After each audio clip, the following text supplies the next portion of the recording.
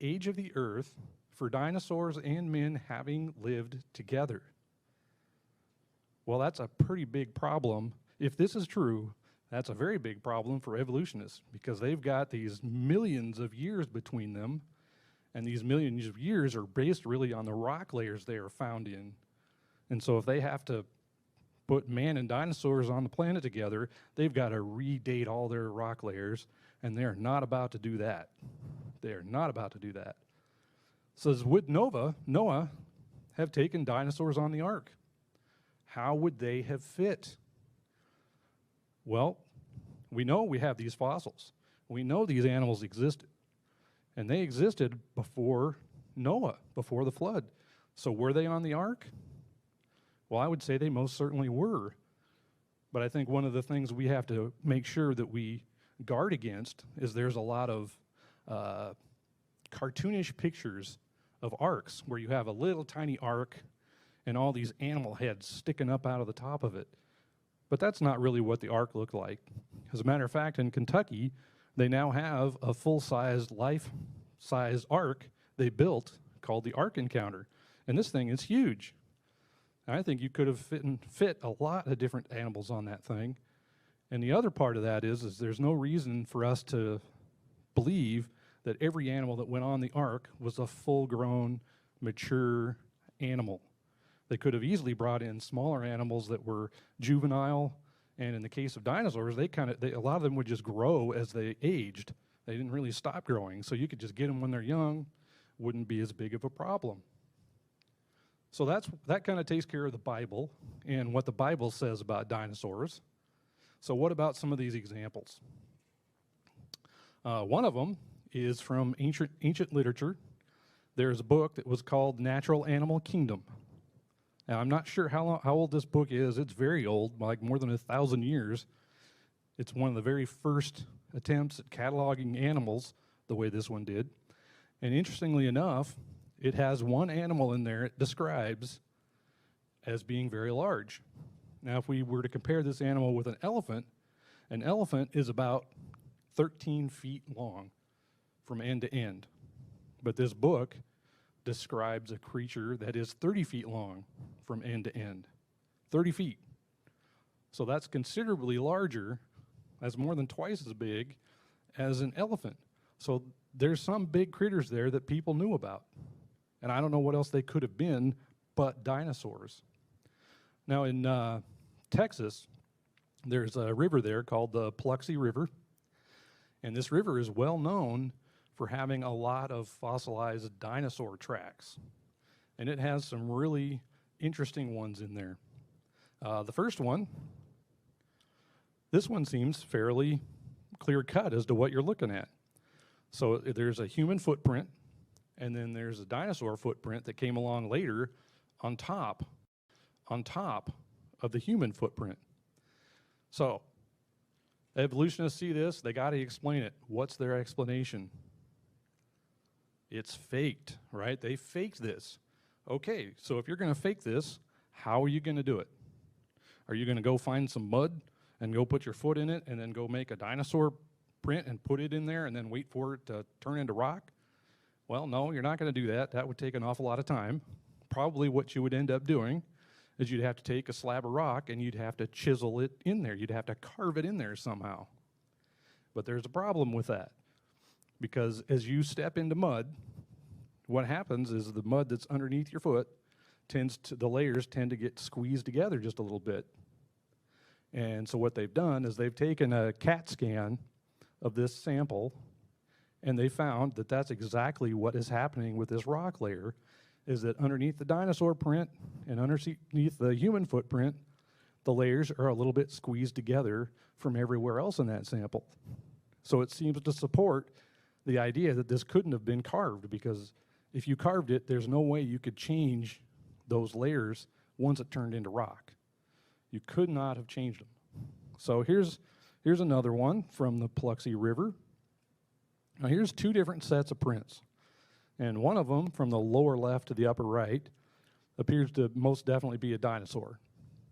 And the one that kind of goes off straight away into the picture, there's a man standing down there in the tracks, because it does look a lot like a human footprint. Now, these footprints, both set of tracks, don't have a lot of detail in them, but if you imagine stepping in mud and then stepping away from it, you know, the details don't necessarily stay there, especially long enough to turn into rock. So it does look like that is caused by a human. It's certainly caused by something with two legs. And then we have another one here from the Paluxy River.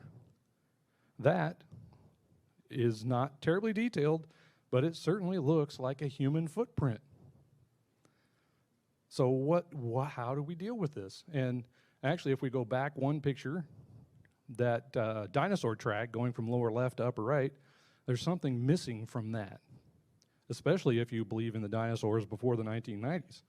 There's something very obvious missing from that, because they have now literally found millions of fossilized dinosaur tracks. Millions, which is pretty incredible. But there's something missing from all of them, is that none of them show drag marks. The tails are never being drug along behind the creature. So that's why they have decided these tails must be strong and they must be held up in the air, because there are no fossilized evidences of the tails ever being drug along the ground. So what's another example? That one's pretty good. Now we've got one called pictographs. Now basically all a pictograph is a carving in rock, right? A carving in stone. And so we've got this Cambodian temple, and this temple has a square doorway in it, and going up one side of that doorway on the outside and across the top and down the other side, there are pictographs of many different types of animals. And all of them are recognizable with the exception of one. What is that? Well, that looks an awful lot like a stegosaurus to me. And how could you make that up if you had never seen one? If you were going to just make up a creature, they sure came up awful close to a real dinosaur. It seems to me whoever carved that has seen a real dinosaur. Okay, so that's a pictograph. Then we have one, this one's interesting, an engraving in a place called Carlisle Church in England. Now this is actually a fairly old church. The original church was built in like 1122. But inside this church, you can't see it in this picture, but down one wall and then back on the other side of the wall, there are brass plates. And those brass plates have etchings of animals in them. And every one of those animals are recognizable, and they are animals that exist today. Well, there's one exception again. And that one exception is actually right in the middle of this picture. And I would challenge you to be able to actually see where it is, because you can't see it. It's right in the middle of the photo, but it is underneath that rug right there, that blue rug. It's underneath that. So why did they cover with a rug? Well, that's a good question. You can go visit that church, and you can go in there and you can ask the vicar, and you can say, hey, I'd like to see the carving that's underneath that rug, and he'll be happy to move the rug for you so you can see it. But he's going to give you a speech first.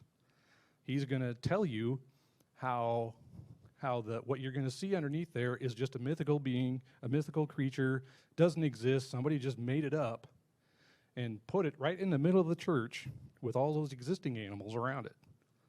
And if you pull up that rug, this is what you see. Now this image this great engraving is starting to wear quite a bit, but you can still see pretty clearly that there's two dinosaurs in this engraving, and they have their heads kind of intertwined with each other. And what you should really notice about this is, where are their tails? In both cases, their tails are being held aloft. Why would they do that? If this was something that was made up in time before 1840, then they should have, or before 1990, they should have had the tails down for anybody who's making things up. So this is obviously somebody who's seen a dinosaur and knows that those tails are held up high. In fact, the one on the left even has an armored portion of his tail on the tip, and we have found fossils of exactly that. So this does exist. And another one, Chinese calendar. This one I'm sure you're all pretty familiar with. But there's a bunch of animals on this calendar, and most of them are easily recognizable today. Roosters, tigers, a rabbit, all sorts of animals. But of course, there's one exception, again, and this is down at the lower right. There is a dragon. Now, this is a far different time frame and a location than the medieval times when they also believed in dragons. So here's a dragon here. Where did this come from? Well, I imagine it's because they had seen flying reptiles, fire-breathing reptiles before. That's where that came from. And another example, Inca burial rocks. Now, this one is very fascinating because back in 500 years ago to 1,500 years ago, I think, if I remember correctly, the Inca, when they would bury people, they would put these rocks in the burial chamber with them, and these rocks would get carvings on them, and these carvings could represent different types of animals. It looks like some of them might have been the jobs that they did or weaving. It had a wide variety of rocks that they put in there, but some of them were fascinating because here's a sample of them, of what they looked like, and every one of these in this picture, they appear to have dinosaurs on them. Now, of the thousands of these rocks they have recovered, only a small portion of them actually have dinosaurs on them. Most of them have something else, but how do you explain something like that?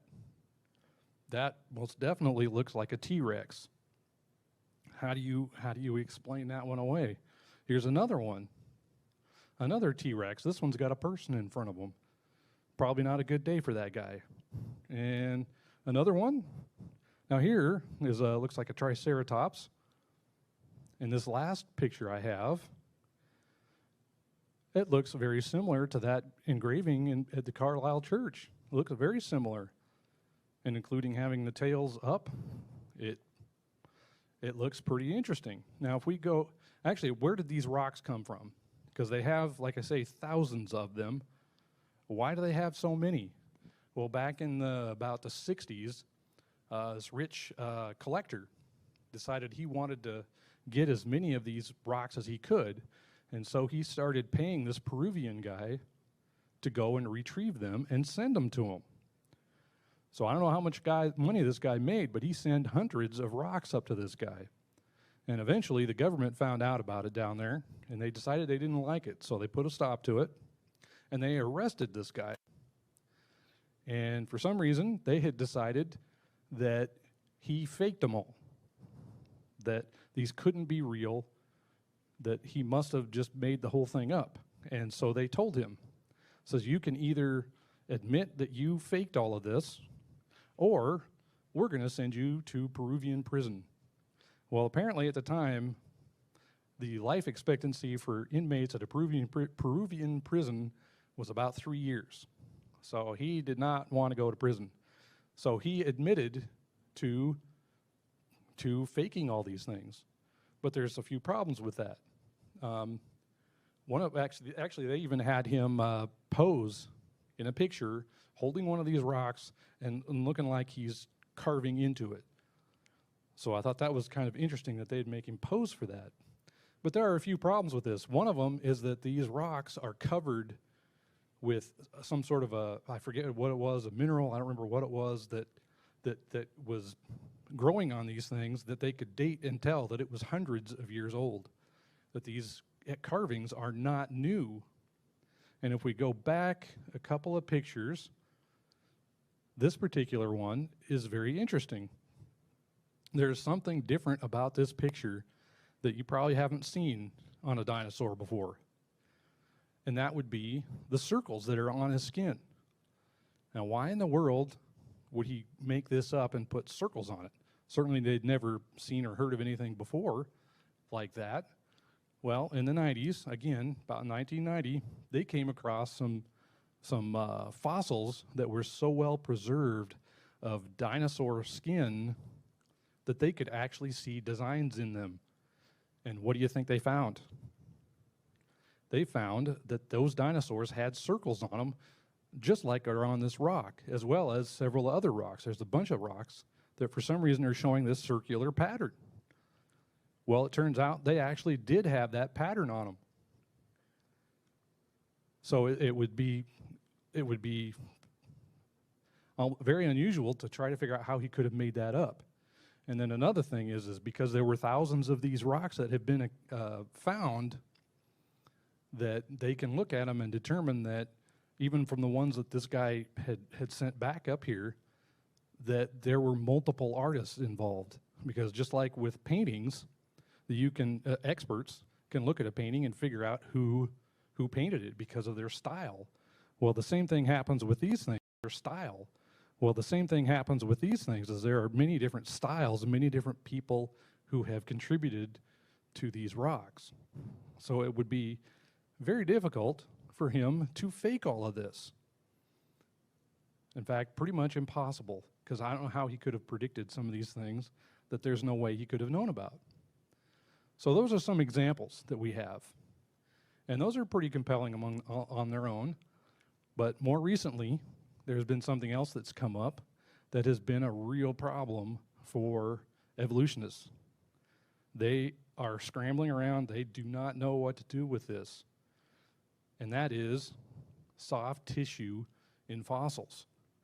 What is soft tissue in fossils? Well, they basically have taken some of these fossils, broken them open, usually on accident, because these things are pretty fragile, broken them open, and they have taken samples out of it, and they have actually found red blood cells. Put them in underneath a microscope, you can see red blood cells in there.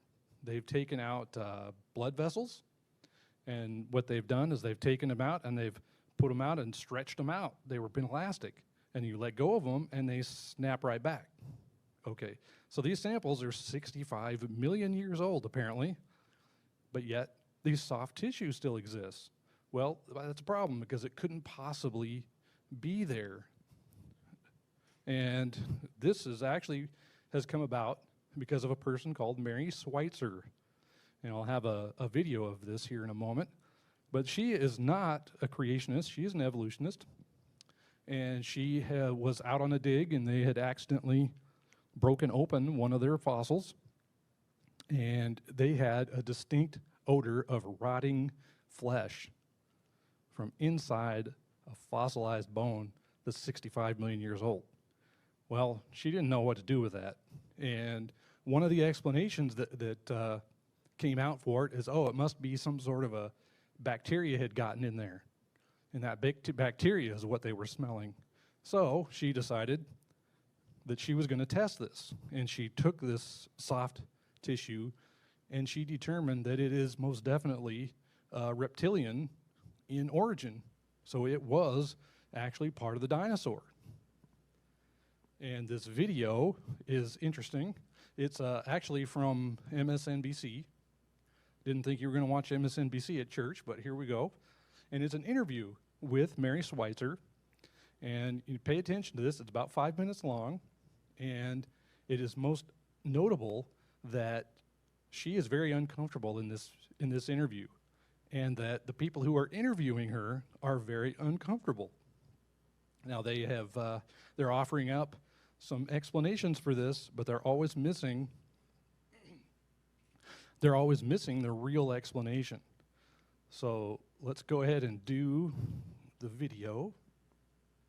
That dinosaur discovery. The scientific world is still reeling from the discovery of actual Tyrannosaurus rex cells and soft tissue unearthed last week at a Montana excavation site. It's a tremendous find that scientists say could unlock the mysteries of extinction and could one day lead to real-life dinosaur cloning. Well, maybe. Well, North Carolina State University professor Mary Schweitzer is the leader of the discovery team that found these extraordinary specimens.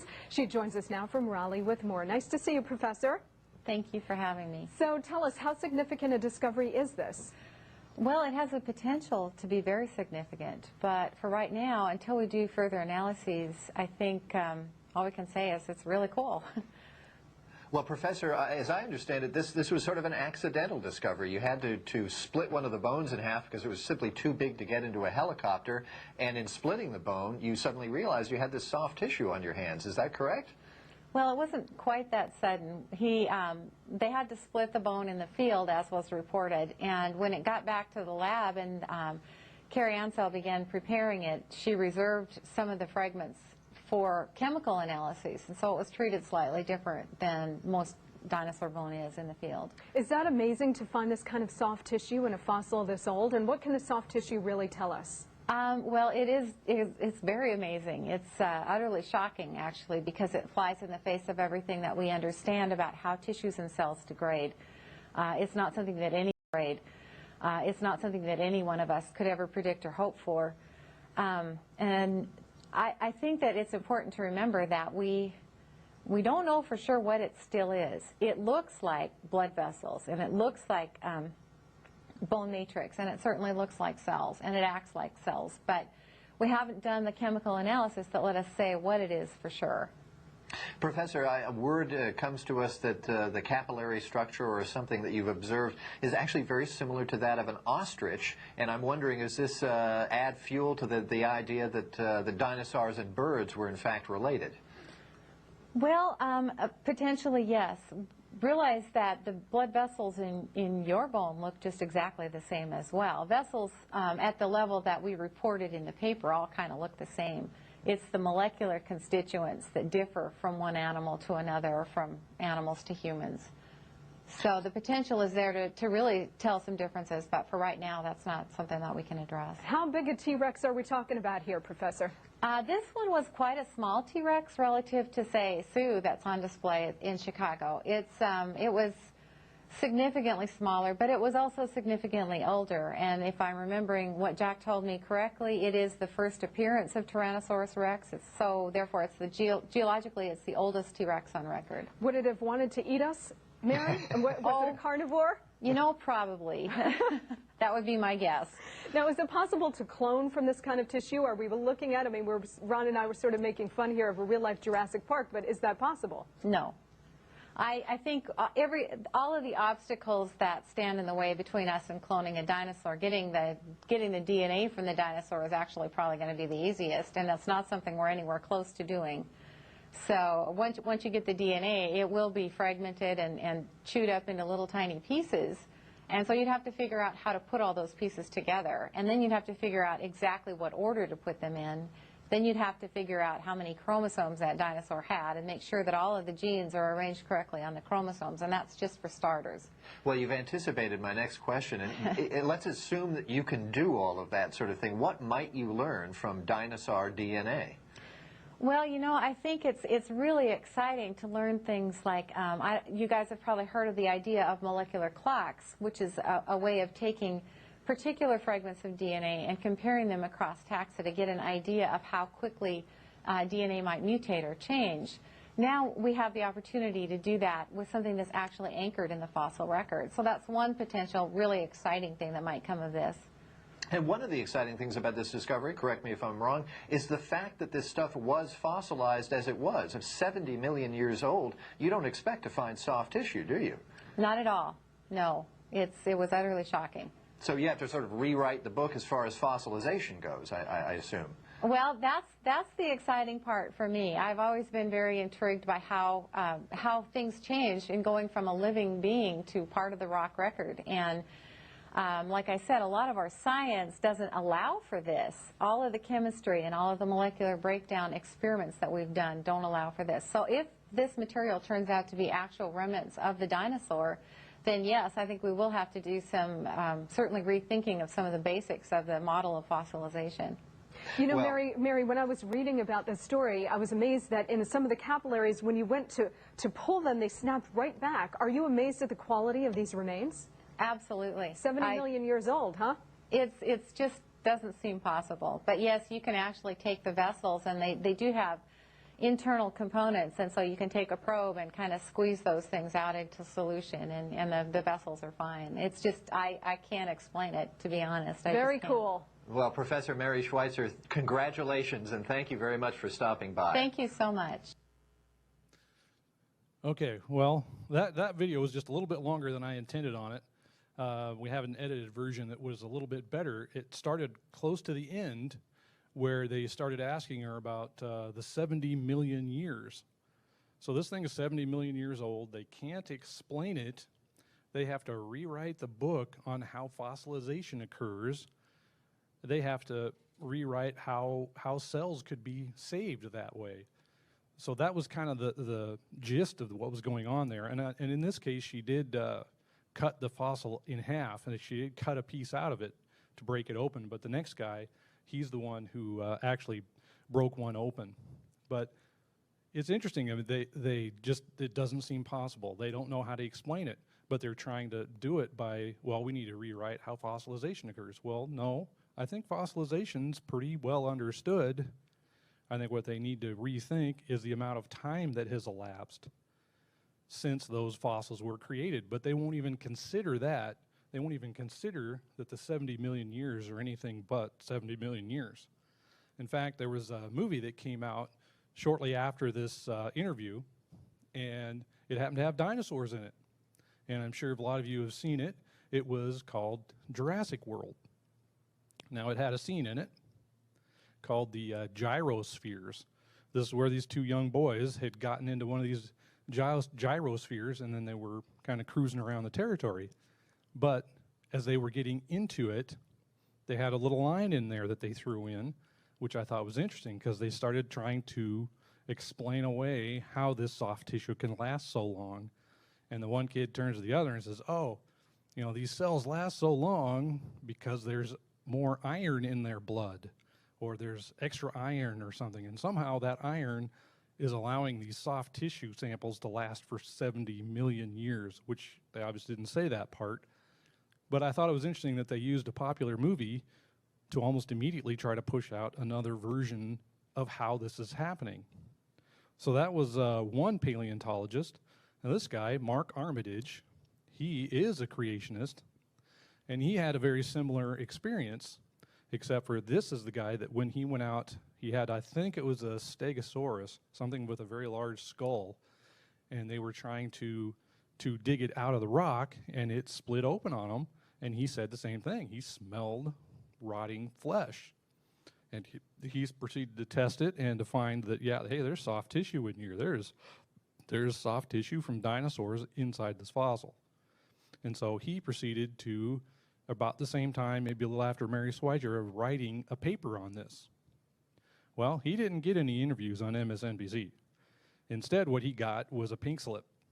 About a week after his paper was published, he was fired from the university he was teaching at. It was just gone within a week. And so they weren't willing to even listen to somebody who had this young age of the earth going.